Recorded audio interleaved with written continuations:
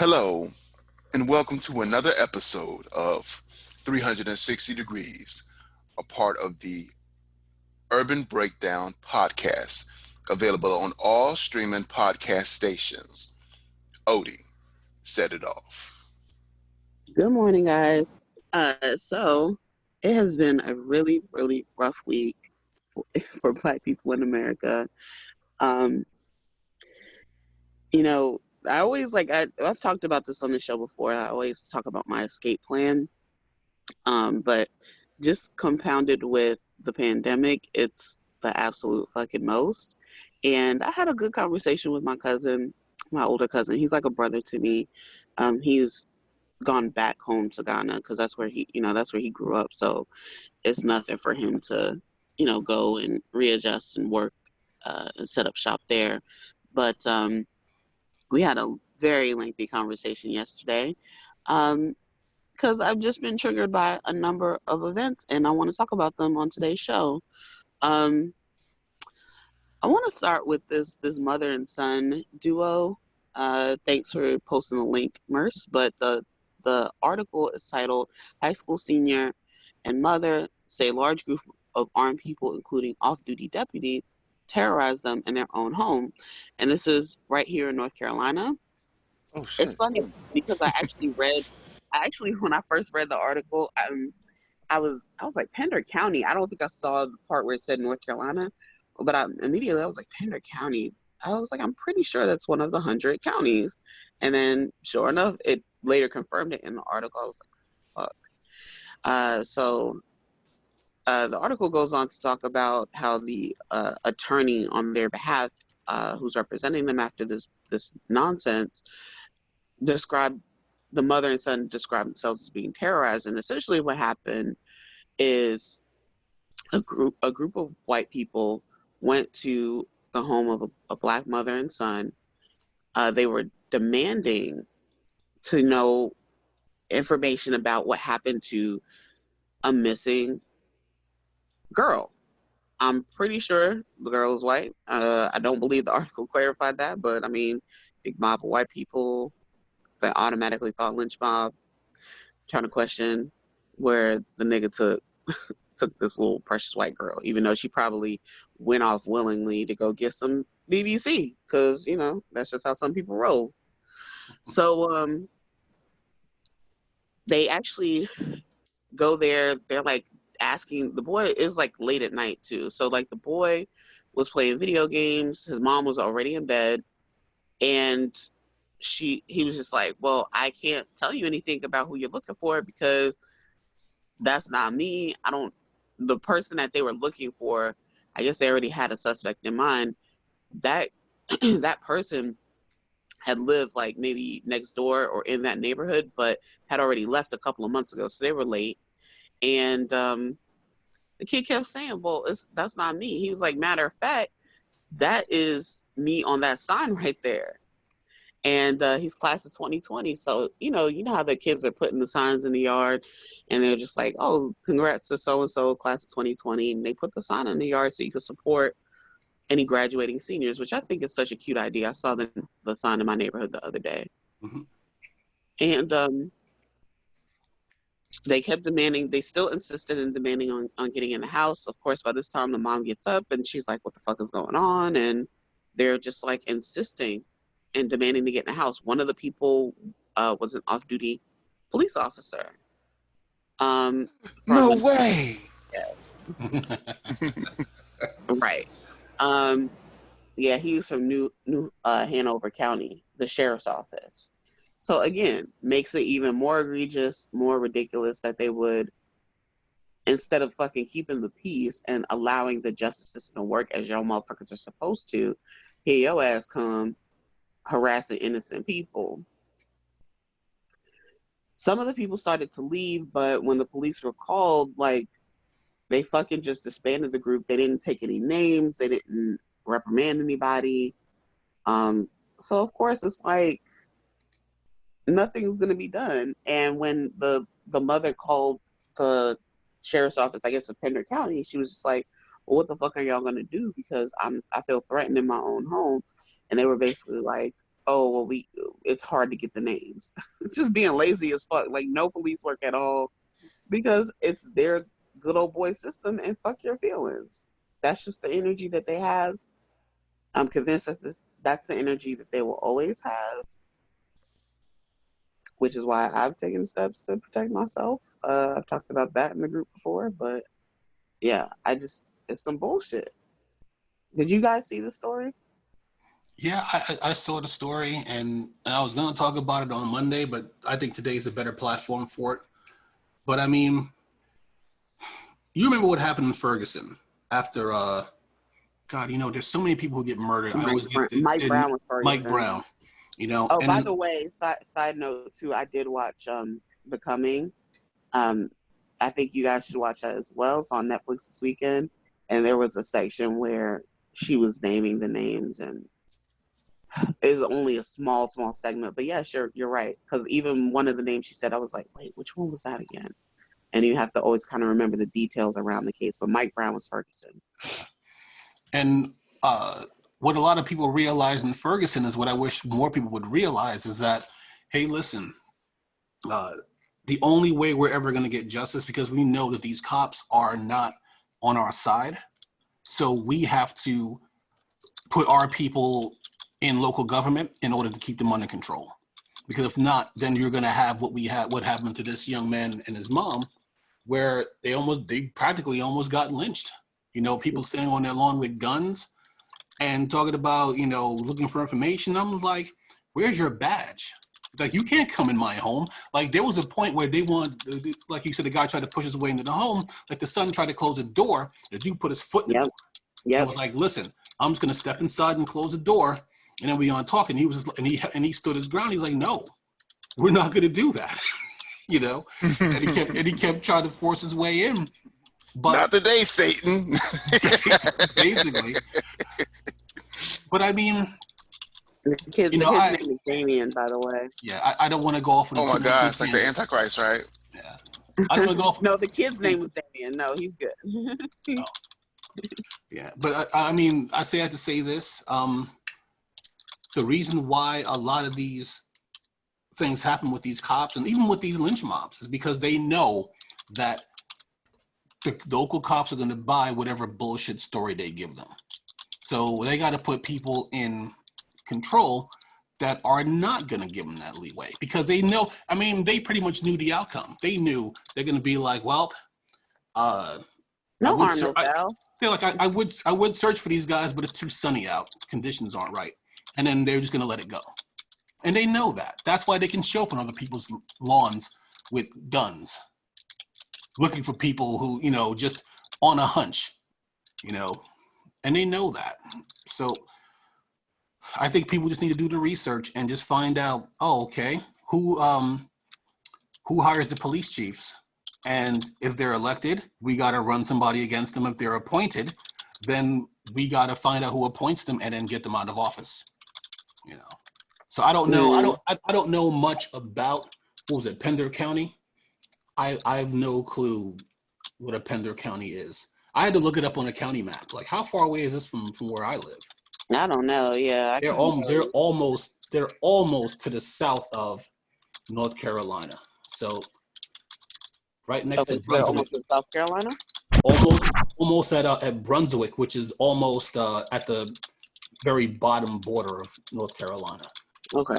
So they're way down to the south of us. But I don't know what that makeup is. But I mean, you figure if they get enough people to vote, they could turn the tide on some of these things. And then make sure I guarantee you there's like not that enough of them to do that in that county. Probably. Yeah. And that's why I said I don't know much about that county. Because I mean, you figure in Ferguson, yeah, they've got that swing. Yeah. But I don't know what's going on in Pender County. I don't know. I've never heard of it until the other day. And I live in North Carolina for Yeah, I definitely, like I said, because you heard me say, like, I even questioned, I was like, I think it's one of the 100. I mean, I learned the 100 counties a long time ago. I don't remember all of them, but the name did sound familiar. And I was like, this is some bullshit. Yeah, no doubt. And yeah, that was a conversation, and that I was having with my cousin. I was just like, I fucking hate it here. a lot. And it's just like I don't want to be walking on eggshells. I want to live somewhere where I don't have to walk on eggshells. I don't want to live somewhere where we're outnumbered. Right. I just want to live somewhere to feel comfortable. And he was just like, he fucking gets it. So yeah. I will say this. New Year's Eve, I was at my friend's house. And they're white. It's important to the story. Their son. I refer to him as my nephew. Even though I have a lot of nephews, but he lives just up the street from me over here in Cary. And he just got his license last year, so he was giving me a ride home, right, on New Year's Eve. Because I would have stayed. I didn't think about it. I'm like, why didn't I bring something to sleep in? I could have just stayed because I was off that next couple of days. But I was like, go ahead and just give me a ride home, So it's about 3:00 in the morning. So he's driving. His mom's in the back seat. I'm in the front seat, right? They have a minivan. Mm-hmm. And we got pulled over by a cop, right? Because he has a bad headlight, right? They couldn't get it fixed right away because it was the holidays. So the cop pulled him over. Now I will say this, the cop was really nice, didn't give him a hassle. He got his license, but his mom was in the back seat, and him and his mom are white. I guess it's important to this part of the story, but she was basically coaching him on how to handle the police. Don't make any sudden movements. Don't go for your license until they tell you to. Make sure the cops can always see your hands. Mm-hmm. Now me, I was just sitting perfectly still. I was just in the front seat. I just had my hands folded, and I was just like not even breathing. Because I'm like, look, let me not give this dude any reason to pay attention to me. But the cop was really nice, and the whole thing was over in like 3 minutes. He ran his license, told him to get that taillight fixed, and that was just the end of it. Mm-hmm. And even though they are, they're not black, it's not that white people don't get killed by the police. It's just that black people get killed by the police way more than white people do. And I would love to, and going to your point, Odie, I would like to live in a place where I don't have to treat the cops The center of this controversy, multiple NYPD as rabid dogs. Caught on tape over the weekend, violently scuffling with. Well, you just don't know. I don't want to keep, like if you see a dog in the street and the dog's growling, and then you have to just be like, all right, easy boy, easy. I don't want to do that every time I see a cop. Now, like I said, oh, go ahead. No, and sorry about that. I'm saying, where I live, it's a low impact area. The only time I see the cops is when they're getting dry cleaning, or if there's a couple of them at the supermarket because teenagers are trying to shoplift because the high school's across the street from the supermarket where I live. So it's not like I live in a war zone. Like I don't live in the south side of Chicago, so I don't deal with cops the way other people deal with cops. Yeah. But just on a whole, I will say, last night I was watching Almost. I fell asleep though. It was after I watched Becoming, so it was getting kind of late, and I watched Copland, some of it, maybe like halfway. Oh, I've never seen that. Oh man, good. You gotta watch it. You gotta watch it. I'm not gonna spoil it then, but the first scene is what sets shit off, and it's very relevant to what we're talking about right now. No, I apologize, Odie. Copland, the movie, or is there a TV series? No, the movie. The movie. Okay. Yeah, I've always wanted to see it, and I've never got a chance to see it. I don't know where the hell my mom recorded it. She must have had like HBO free or something one weekend and just recorded it. And so, or maybe actually I think it may be on Hulu, but I'm not entirely sure, but that's where I was watching it, and I made it about halfway through. It was yeah, watch it. It's such a random cast too, like Janine Garofalo and fucking Sylvester Stallone and Robert De Niro and Michael Rappaport. It's a very random cast, but I was enjoying it. It's just not a far stretch from reality. Yeah. So anywho, the next string of news we wanted to talk about that we actually mentioned last week, but we can continue into this week as there has been an update, is that the suspects, I don't even know why they call it suspects, because basically the white men that we saw the white men that we saw to Ahmaud Arbery have been arrested. This is not alleged. It's not. We saw the fucking video, and the reason that they have been arrested is because we saw the fucking video, and there was no denying it anymore. There was no more keeping at a local level. Enough people made us think about it that it had to be transferred, outside of that jurisdiction, and the arrests have been made. Now, and I will say this, Odie, just one small detail. They didn't transfer it out to them. The Georgia Bureau of Investigations took it over when that video came out. Yeah, they stepped in. They're like, oh, okay, why don't you guys go sit down? Why don't you go get me a cup of coffee and let me show you how. Basically, you're not doing your job. Yeah. And that's true. You're right. Yeah. So this murder happened February 23rd. If you're not familiar with the story, a young black man by the name of Ahmaud Arbery went for a jog, and basically 3 white men got in the truck, decided to trap him, and they shot him. They shot and killed him. They claimed that they were trying to do a citizen's arrest because he was suspected of breaking into some homes. But, I mean, we know, again, this nigga was out for a jog, so, like, what the fuck are you talking about? And his life is gone. He's gone. There have been protests that popped up over the past week, where people have jogged. I think the number is 2.23 miles. Mm-hmm. Does that number signify how many miles he ran before he was killed, or how many miles he normally ran? I'm not sure. He was a regular runner, so I'm not really sure if that's like typically how much he ran, or if that's just how far he got before he was killed. But I know that that's the number. It's crazy. It's like the director of GBI. It's marking the date. Yeah, so February 23rd was the date that he was killed, so that's why it was 2.23. Okay, that makes sense. And it's crazy how the GBI say they made swift decision to arrest the 2 white men. I don't know how waiting a month, 2 months, however long it's been. Well, that's when they got it. They just got it. The Georgia well, how Bureau come Mercedes knew about it 2.5 months ago and they just getting it? Because the local police did nothing about it.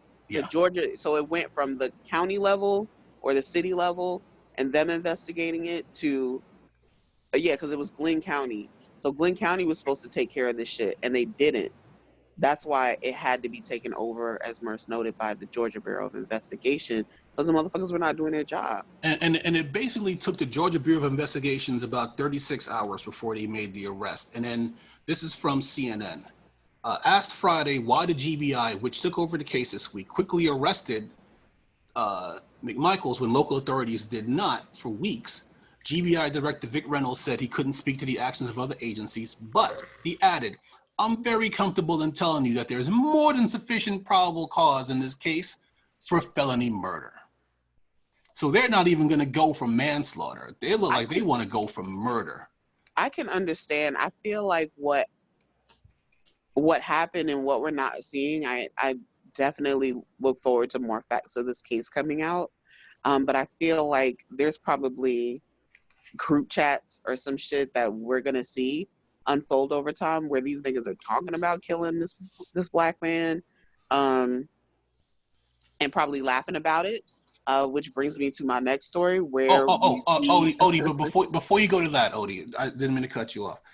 One of my friends tried to get into a Facebook group, right, defending the 2 guys, for Gregory and Travis McMichael, right? This is what the tagline for the group says. And he said he tried to get in, but they ain't let him in yet. They're still reviewing his profile before they let him in. So this is from a group on Facebook called, Christians Against Google. Yeah. Okay, let's start an online group talking about how much we don't like being online. But on the about level for on the about section for the group says, talking about the McMichaels, it says, these 2, and they spell 2 with the number 2 instead of writing out TWL.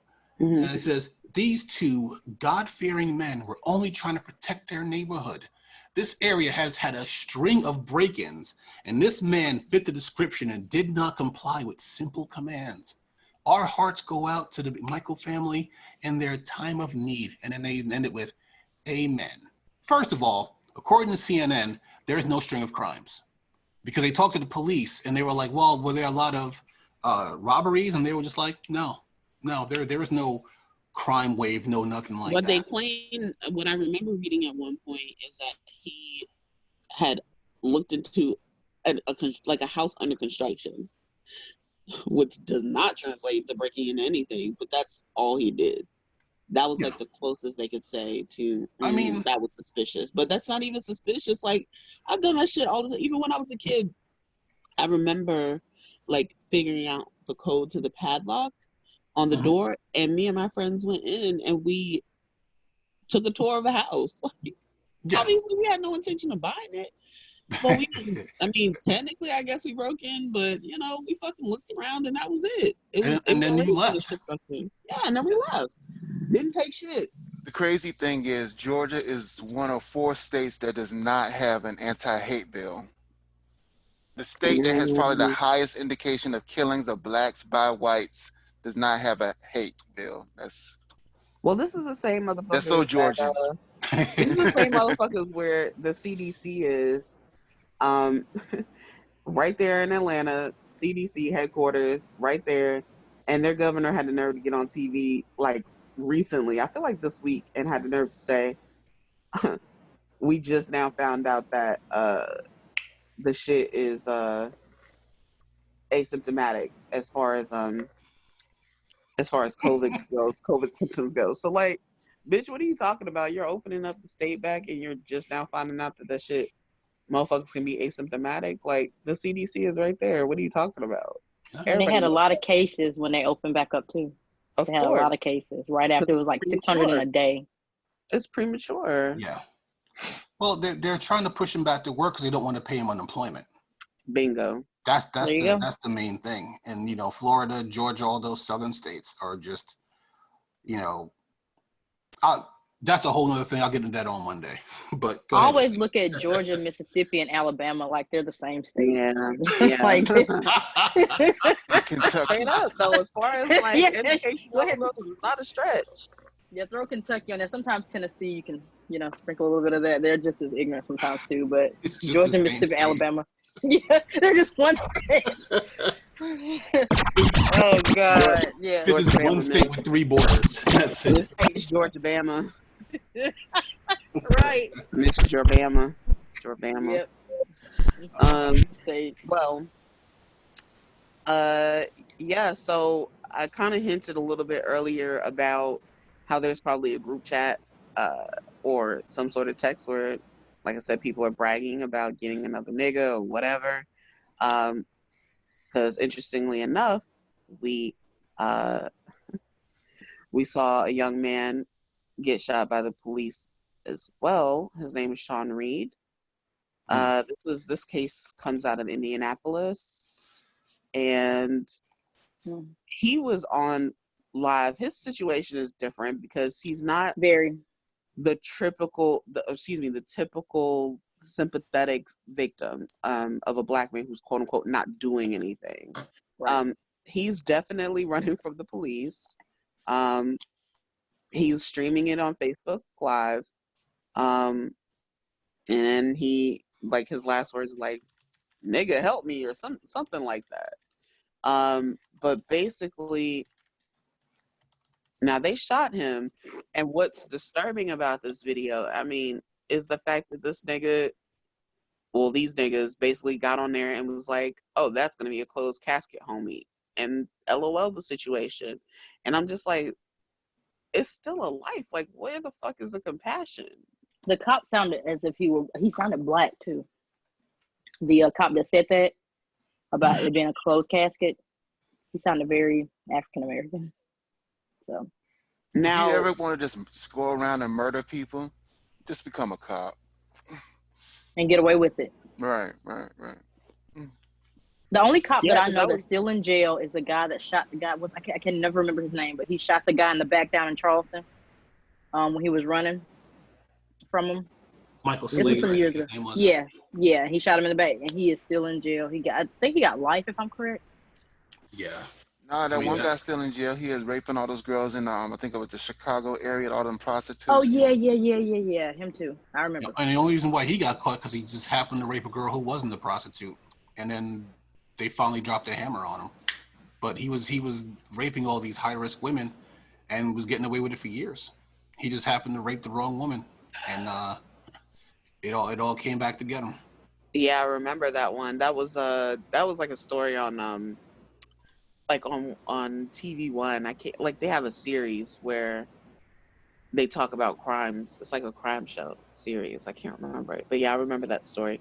And she was like in law enforcement. That was the crazy part. But back to that one guy who was acting crazy on the Instagram, on the Facebook Live. He's like, yeah, they coming to get me, guys. They coming to Like get me. They coming to he get was a me. And I was cowboy. just like, He was man, a he is cowboy. just so ratchet. And then I saw a clip. I guess he was like in the military in the past or He whatever. It's was. like night and day. It's like, whoa, it's not the person who I thought it was. You know what I'm saying? But It's see, like we that's the definitely thing. felt more So it's like compassion for Ahmad than we felt for Reed. But like you said, a life is a life. You know what I'm a saying? life is a life. And at the end of the day, too, like we don't I give my brothers the benefit of the doubt. I feel like, how do we know something didn't happen to him in the military and maybe everything wasn't all there anymore Right. and he just Right. needed help? Like Right. he probably needed help, not a bullet. I mean, And go ahead. yeah, I just feel like I said, a life is a life, and I could not imagine killing somebody and laughing about it. Like that person is still like somebody's child. That person meant something to somebody, whether you felt like that or not. That Mm-hmm. person is somebody's child or somebody's brother or somebody's uncle, like somebody's friend, and they're not gonna be with him anymore. That's hurtful. Like this shit is traumatizing, Yeah. and to see the string, and it's so fucking predictable, even in a fucking quarantine. Like they will find a way to kill niggas. Like When I was in school, they used to teach us like the disparities regarding how mental health help for African Americans, blacks, Mexicans, Asians, and all that. And it was always like, well, blacks, they get into services in order to basically just to get the resources, not to really get the help. And that was one of the things that was brought out. But the second thing they said that we die faster, we die sooner than most because the foods we eat and our lifestyle choices. But I want to think that we have unsurmountable amount of stress that's on us that even that contributes to our early deaths because this stress is unreal. This is a stress that they don't have to feel. Imagine taking a big boulder off your back and being able to walk tall and proud. This is what white people do. That's why they can live to 90, 100 easy. You know what I'm saying? Yeah, like we can't do normal stuff and just And be jog normal. You know what I'm or saying? It's like I and be walk normal. around with a sense of burden on me. Like, and I'm a professional. And even I have that stress in this community. You know what I'm saying? Like it's very Yeah, unlikely I'm going to get stopped by the cop and get killed, but I still feel that stress when I in the city. You know what I mean? yeah, even though the percentage as far as within the community is small, as far as I guess how many black people are killed by police, it's the way they do it. Like they kill us like just out in the open. What word am I looking for? Is it conspicuous? Yeah, like just yeah. they don't Hmm. care. They just out, and it's almost like an execution. And it It happens is. when I say small percentages because there's almost 40 million of us is what I mean by small percentage. They're not killing every last one of us, but at the same time, the number is large enough to bring fear to a group of people that barely make up 20% of the population in this country. I jog all the time, and unfortunately, my issue is I always have men kind of like haul out the window and say ignorant stuff to me when I'm jogging. But typically, I mean, realistically, it's black men. But at the same time, it's kind of like, what if some racist white guy, sees me jogging, turns this big old jacked up truck around and tries to, cross me or whatever? What do? I always have a gun on me You because I know, don't trust anybody. I was there's like there's one particular group that I'm in, and it's like such a safe space, and um the conversation is usually about technology, but it's somebody had posted, it's been such a rough week for us, and I felt that shit, and so basically the thread was full of us exchanging stories and talking about Ahmad and talking about Sean Reed and just talking about all the shit of this week, and one of the women who told the story was talking about how she went jogging and this man grabbed her. Like she said she actually said this happened multiple times, like different men have tried to grab her. And I was like, grab you while you're jogging? Like the fucking nerve. I can't imagine being out and somebody touch you and you didn't invite them to touch you. Like Yeah. what? Like that's preschool shit. Like keep your hands to yourself. If somebody didn't, that doesn't just mean like good touching or bad touching. Keep your hands to your motherfucking self. Yeah. I just couldn't believe that. Yeah, like Mercedes brings up a good point. So when you're a woman on top of that, like now you're worried about, am I going to be attacked for my skin color or attacked for my vagina? Like either way, it's a lot to fucking bear. Well, what happened to me the other day, and this was so frustrating. So I went jogging like I always do, trying to lose some weight. And I don't know what it was, but either way, this guy went by me in a black Charger.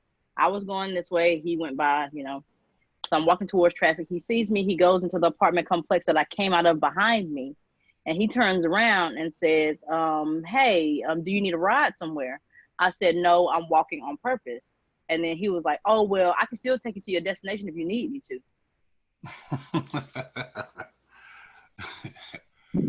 Now I had on a waist trainer, and in my waist trainer, I keep my little 9 pistol.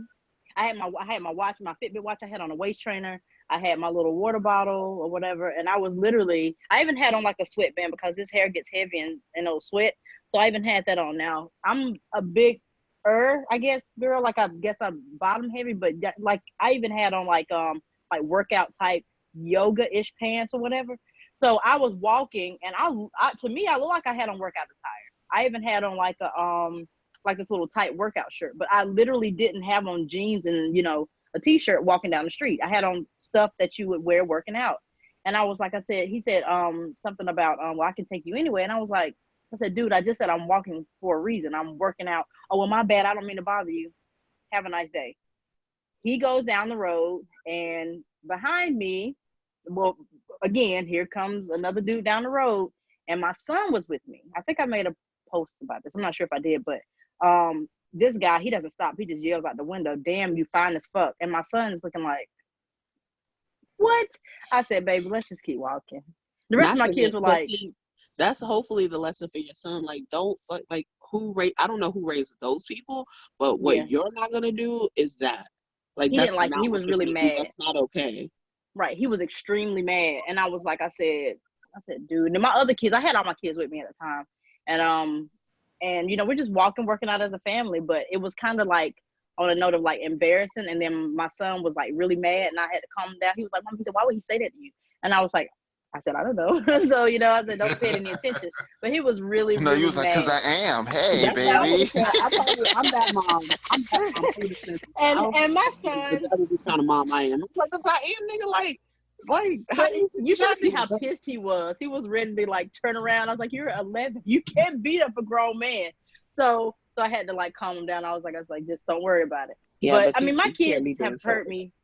Right. And my kids have definitely heard me get hollered at before, but I just thought that one was kind of disrespectful. You see me walking with all these kids, and I don't know if people know they're my kids or not, but because I mean, with me, a lot of people think I look younger than I do, which I don't feel like I do. And some of my kids are bigger than me. My oldest daughter, she's bigger than me. So maybe they thought it was 2 adults and 4 kids. I don't know what they thought. But the point was, I just found it to be disrespectful. And I just want to be able to walk in peace, and let alone have somebody like the whole situation with him come up where these men like attack him when he's doing what he normally does to stay healthy on a daily basis. Like, it's frustrating. So it's like, no matter what, you get some type of a negative vibe from doing what everybody else does on a normal basis. Like, I want to be normal. I want to jog and it be normal. I don't want to either be killed, raped, murdered, kidnapped, shot at, anything like that. It's not okay. Now, I will say one thing. Okay, I have to remember. Like, one of my friends made a post. It was some meme, and I was like, I'm just gonna keep scrolling because I have to look at things from all angles. Now, I will say this in my own experience, and I know I'm gonna get torched for this. People are gonna throw tomatoes at me virtually. But when I'm walking down the street, I'm a big dude. I'm about 6'2", you know. I'm a big guy. I'm like 300 pounds. Shade under 300 pounds. Depends on who has specials this week on DoorDash. That's usually where my weight goes. So, you know, especially now I don't have my camera on, but I got my Samuel L. Jackson Black Snake Moan beard on. So that's not really a good look. But if I'm walking down the street and somebody's coming up the other way, right? I'm, maybe it's the way I was raised, but I can't make eye contact with another human being and not acknowledge their presence. And the people who will, and people will just, some people will just be like, hey, how are you? You know, and, just in passing. And some people will just be like, and then just keep going, The people who do that to me the most are Black women, and usually Black women between the ages of like 20 and 40. Like, they do not like me at all. I think they could just smell the nerd on me at 1,500 paces. But then I have to just zoom out and just remember that it's not me. It's everybody else, because I'm not walking up to them, hey, shawty, let me holla at you. Like, that's never been my way. So if I just see somebody walking up the street, they don't have time to talk. So I'm just going to say, hey, good afternoon. How you doing? And then just keep going. And sometimes they'll say, hey, good afternoon back. But usually, like, if people are going to blow me off, it's usually going to be Black women. But then I have to remember what Black women go through all the time, all day, every day, all the time. So even if somebody's just trying to be polite, they're probably thinking, what's this guy's angle? And I just have to realize that it's not me. It's what they go through all the time. Like, like Mercedes, you can't even jog without people, with your kids, no less, and can't even have just a peaceful jog or a peaceful walk with your kids and not have some doofus yell out a window at you like it's 1994 all over again, Right. So I have to just kind of see it from other people's perspective on why they are the way that they are, and then just not to take it personally. When you brought up yelling out the window, like it's 1994, immediately, even though the song did not come out in 1994, immediately Scrubs popped in my head. And then not just Scrubs, but like the little white girl singing Scrubs. Have y'all seen this clip? It's this little white girl. She's singing it kind of like operatic. So she's like, it's sung like really like kind of high voices, and then she's like really dramatic when she sings it too, and she's like, I don't want no, and she slows it down. It's funny as hell. I'll tag y'all if I see it again, but that shit is hilarious. That gives me a good little tickle. But yeah, that's my only way I'm gonna sing Scrubs from now on. But yeah, at the end of the day, that's all I got. It's been a rough week, but I hinted at it last week. I very much look forward to Jill Scott and Erykah Badu on live tonight. Oh, is that tonight? That's gonna be my pick-me-up. Who? Erykah Badu and Jill Scott. No. Gonna be on Versus. Let me think. Hit for hit. Man, I'm going to go with Erykah.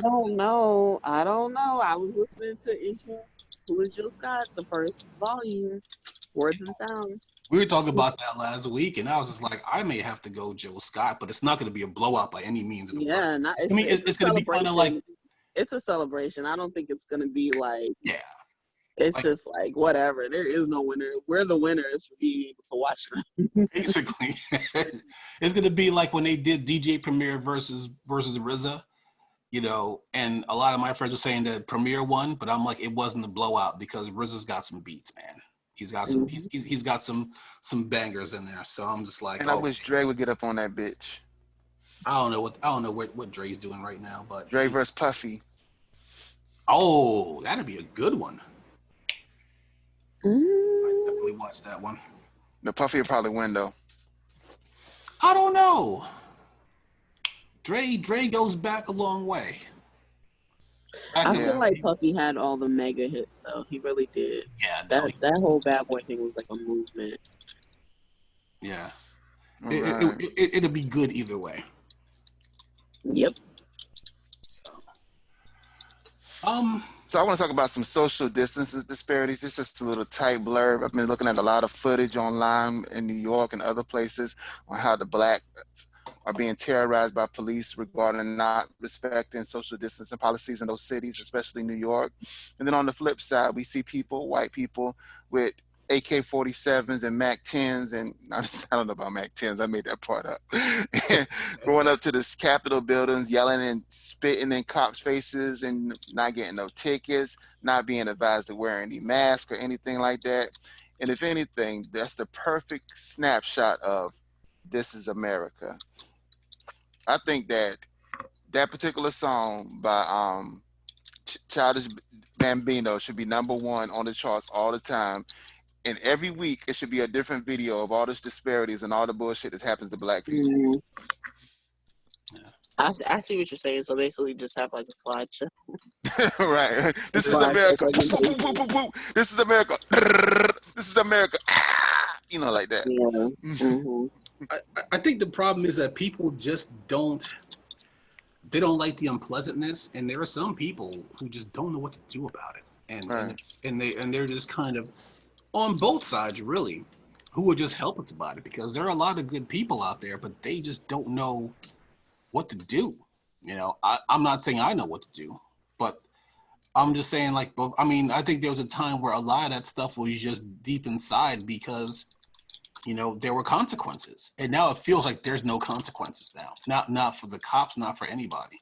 And like you were saying before, Blue, you had cops in New York who were like, I had two different stories. I had saved them. I have on my Facebook, I have like, I'm gonna guess like 1,700 stories going over the last 7-8 years that I save and don't get a chance to read. But it was two different stories where cops in New York beat up a kid because he wasn't wearing a mask, and then where cops beat up a kid because he was wearing a mask, because he walked into a store with a mask on, and he told him to take the mask off, and they were like, "What are you talking about? We're supposed to have masks on. It's a quarantine." You know, but you figure a black guy with a mask, and I don't think it was a mask like what you're wearing now.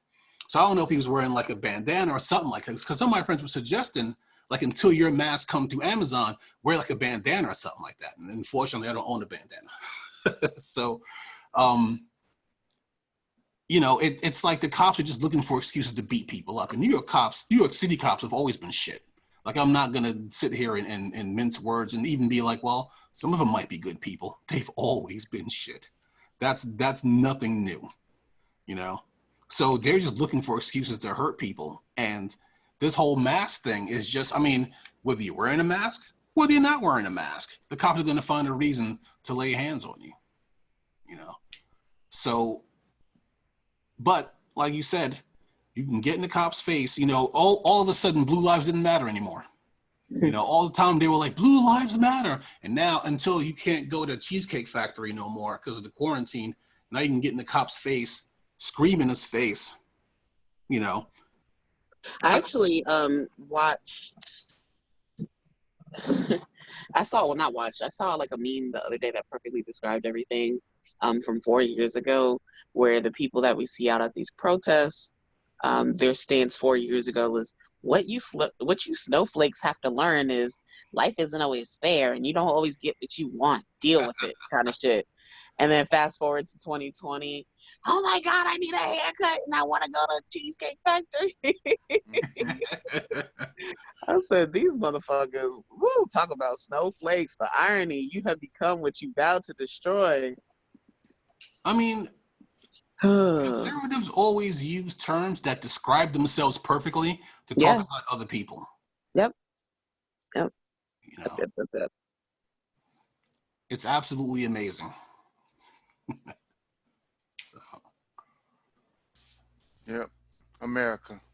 And then they try to turn terms like Karen on its head, like it's so negative, it's the N word. Just because they don't want to be called Karen anymore. And I'm like, bitch, you are literally Karen right now. Someone had a meme. They were like, I guess they saw some woman with a look on her face, and they're like she looking like she wanted to talk to COVID-19's manager. Oh man. I will say this, just sloppy segue, over into my main man, Jolton Joe Biden, a friend of mine who I hadn't spoken to in many years. We, at least not, on the phone. I grew up with him back in New York, and we were talking the other day about Joe Biden, and I was telling him that I used to love Joe Biden, right? That was my man, Jolton Joe. That was my nickname for him. I love Joe Biden, and then after he wasn't Obama's VP anymore, I looked at his record and I was like, wait a second. He wrote the crime bill? Holy Jesus, this guy is terrible. Like, wait a second. He pushed the bankruptcy bill? Like he was just a terrible politician his whole life since the late 70s. But because he was Obama's VP, he just had that shield on him. So right now, Joe's got three main problems now while running for president. Two of them are kind of similar. Number one, young African Americans and Hispanics don't like Joe Biden at all. They do not like Joe Biden. Problem number two, young people in general don't like Joe Biden. They had a poll that came out recently. Almost 50% of the people polled, I think they polled college students. And I'm probably going to find that poll exactly so I could talk about it a little bit more on Monday, just to make sure I got my numbers right. But almost 50% of the college students polled in that poll said that they weren't going to vote at all, or that they were going to vote third party. And that's bad for Joe Biden. And the last thing that's really hurting Joe Biden right now, Tara Reid. Because the more that they try to smear Tara Reid, the more evidence comes up about what happened. Okay? Now, before I get into that, Tara Reid was on Megyn Kelly's YouTube channel for an interview. Now, I know what some people might be asking, because they've been trying to get Tara Reid on Fox News, CNN, MSNBC. They were trying to get her on there for the longest time, okay? But mainstream media is absolutely baffled that Tara Reid didn't want to come on CNN or MSNBC. The stations who were smearing her every chance they get. The stations who were telling people that she's a Russian agent. All that other stuff, Yeah, why wouldn't she want to go on there? Why would she chose to go on a YouTube channel hosted by a failed Fox News scarecrow, Megyn Kelly? Well, it's because Megyn Kelly actually reached out to her, and they kind of had a little bond going on there. You remember Megyn Kelly had her own issues with Fox News, right? And Rupert Murdoch and all them, and that whole Fox News is basically like Mad Men, but not entertaining. So in Tara Reid's 1996 divorce, her husband spoke out about the sexual harassment claims that Tara made, right? So this is a clip from CNN. So they said it was obvious, actually, no, not CNN, I'm sorry. I think this was New York Times. They said it was obvious that this event had a very traumatic effect. This is Tara Reid's ex-husband. He said, according to court documents, arguing that it led to Tara making exaggerated claims against him, against the ex-husband. She filed a restraining order against him. She said, and that she is still sensitive and affected by it today. Talking about the sexual harassment claims. Now, what the news is trying to do is that they're trying to just downgrade the sexual harassment as opposed to sexual assault. As if sexual harassment is just like, oh, okay, you're fine. And that sexual assault is the bad thing, There were people who corroborated with Tara's story that now here's the thing. The people who corroborated didn't say anything about a complaint. They didn't know that she filed a complaint, but they just knew that after a certain point in time, all of a sudden, Tara had certain duties that she didn't have anymore. So Tara was supervising a group of interns, and then all of a sudden, she wasn't doing that anymore. They had her on different duties, right? They demoted her, so to speak. This Tara Reid thing is not going away, and the way Joe Biden handled it was the wrong way. Sometimes you just got to fall on your sword. Hindsight is always 20/20. So I'm not a public relations advisor or anything like that. But maybe this would work. Maybe this wouldn't work. Maybe if Joe Biden had come out and said, "Hey, listen," maybe even if he didn't admit to like physically assaulting her, just admitted to what happened, and then just saying, listen, I apologize. I was a different person then. Look at what I've done since then, blah, blah, blah. And then it'd just be over. And yeah, he's Crazy. gonna Who take would that ever hit. admit to that? That's not That'd be gonna happen. suicide. That's crazy. Well, Yes. that's the thing, though. But the problem is now it's dragging out. And now there are a lot of people who are calling for Joe Biden, including Tara Reid herself in that interview, calling for him to step down as the presumptive nominee. Yeah, I saw that last night in the article. And then to let the thing go and to let the primaries go on. So this is who would that leave on the Democratic side if he does?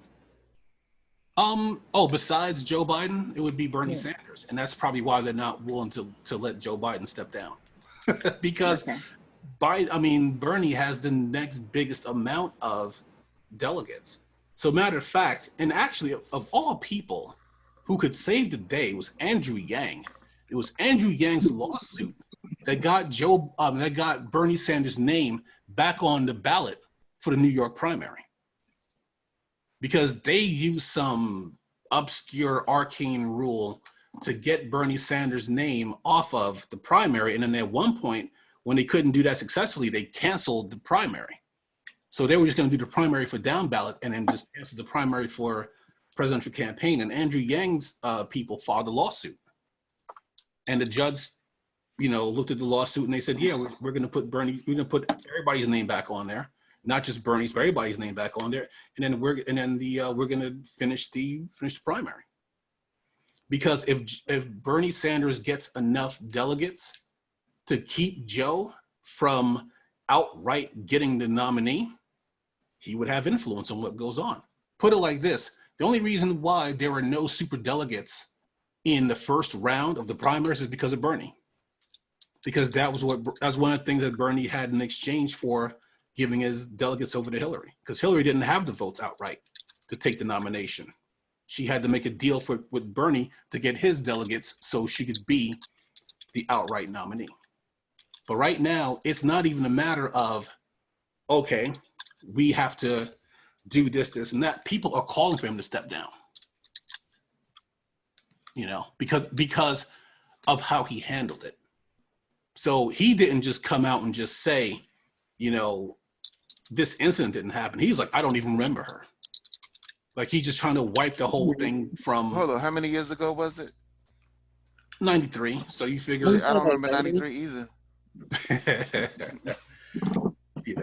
But she told, and when people come out and they just say, well, why didn't she say anything back then? She did. She filed complaints. She had, as a matter of fact, there was something that we talked about last Monday that I got a little bit more information on about the Senate records, right? I think I had said that they could have access to them in 2 years. That's not true. Supposedly, where those records are, I think they're sealed for 50 years. And I was like, why would they do that? Who needs those records 50 years later? And what's the point of sealing them like that when, are they national security records? FBI records are held about that long. Well, and that's the thing. Most Senate stuff, you could just look up online. Like, if I need to find out somebody's voting record, I can just go on senate.gov and look it up. So I've been getting a lot of conflicting information on that, and I got to look into it more. But we talked about this last week. Basically, when they vetted Joe Biden, they just ran a background check, and nothing came back on the background check. So they never checked the records from his office. And that's where that complaint from Tara Reid is. It's, from his office. So basically the lawyers half-assed it. But this Tara Reid thing is not going away. And I think if Joe had handled it differently, yeah, he would have taken a big hit. Hold on. Why doesn't it come out 8 years ago and it's coming up now? Did she not say anything 8 years ago again? Now that I don't know. I don't think so. This is bullshit. That's a good question because he's already been in office before. Right. Mm-hmm. The second For biggest 8 man on the solid planet. years. Right. Not doing shit, looking pretty. Pretty much. But I think that she came out. I think there was, and I have to find out who it was.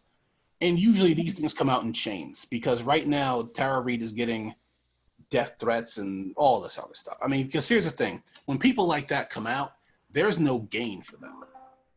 They don't automatically become rich when they come out like that.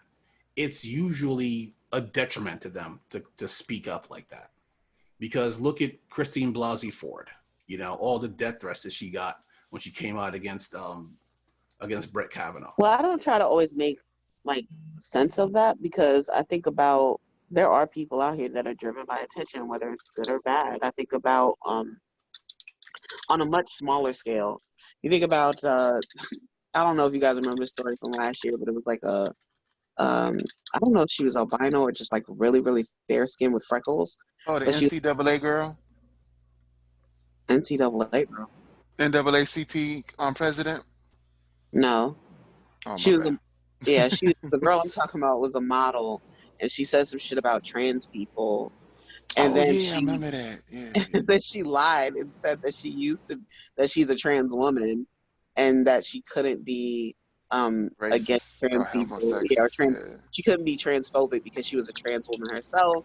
Turns out she was lying. It's just like, you can't get inside the head of a liar. So I never try to make sense out of nonsense anyway, but I do know that some people just thrive off of attention, good or bad. Yeah, but I don't think this is the case with Tara Reid. I think it's more of, you know, I mean, because here's the thing. I mean, she pretty much told her family, told her neighbors, you know, her ex-husband had it in their court documents, you know, she filed reports, you know. So now, as to why she didn't come out when Joe Biden was running for president, I mean, I'm sorry, was Biden's when he was Obama's vice president? Sorry, that I cannot say. I have no clue. But it usually takes one other person to come out to give other people the strength to come out. And I think someone else that came out before it said something about Joe Biden. And I think that's when she found the courage to finally come out with it. So I'll have to look that part up to be sure. But I mean, I never questioned why. I mean, someone who's gone through something like that, I never question their timing. Usually. Never. Not always, usually. Especially now, I will say this, I never question the timing when there's nothing to gain. I think that's more fair to say of me. When there's nothing to be gained, I don't question the timing. If there's something to be gained, like if there's going to be a settlement or something like that, that's a different matter altogether. Or a book. or a book deal or something like that. Then I could be like, this seems suspicious. But when there's nothing to be gained, I mean, especially the way Joe Biden handled Anita Hill. You know, like a lot of people are talking about, oh, well, we need Joe in office because he's going to pick a good Supreme Court justice to replace Ruth Bader Ginsburg. First of all, Ruth Bader Ginsburg should have retired when Obama was in office. She really should have. She really should have. Now she has to, like, every time I see an article, I'm like, girl, please don't die. Don't die. Yeah. I mean, she's almost like. Yeah, go out on top. That's the moral to the story. Just go out on top. I mean, make sure that the person who is there in office can replace you with somebody of equal yoking. Yeah, because you figure the two justices that Obama put in, Sonia Sotomayor and Helena Kagan, they're excellent. You know, now Merrick Garland, would he have been excellent? No, but the only reason why Obama picked him was so that he can get somebody in there to replace Scalia when he passed away. You know, because that would have been the thing that would have put it over onto the liberal side. You know, Scalia was that would have put it 5-4 in the side of the liberals, and the Republicans couldn't have that. That's why they sat on that vote. So now, I mean, I know Ruth Bader Ginsburg is like 3 feet tall, but they're using it like a club to beat us over the head. Like, you got to do it because of that. Don't forget when Scalia,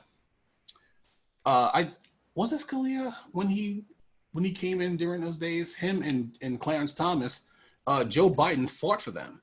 And when Anita Hill came out during those hearings, I think Joe Biden did everything but jump over the podium and crush Anita Hill's windpipe. Like, that's how mad he was at Anita Hill.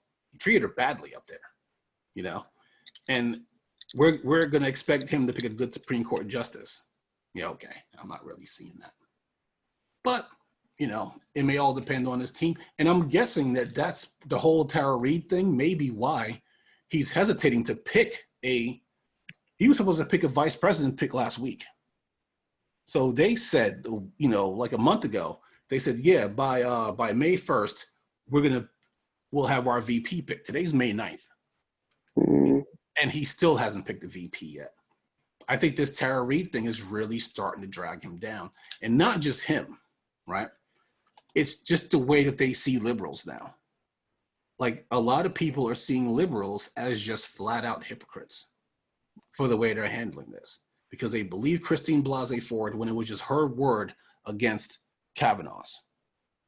Now, did I believe Christine Blasey Ford? Yeah, I did. But do I believe Tara Reid? Yeah. And Tara Reid has a lot more corroborating evidence than Christine Blasey Ford does. This thing is not going away. And I think Joe should have manned up and then just dealt with it and been done with it, instead of waiting forever just to come out and say it never happened.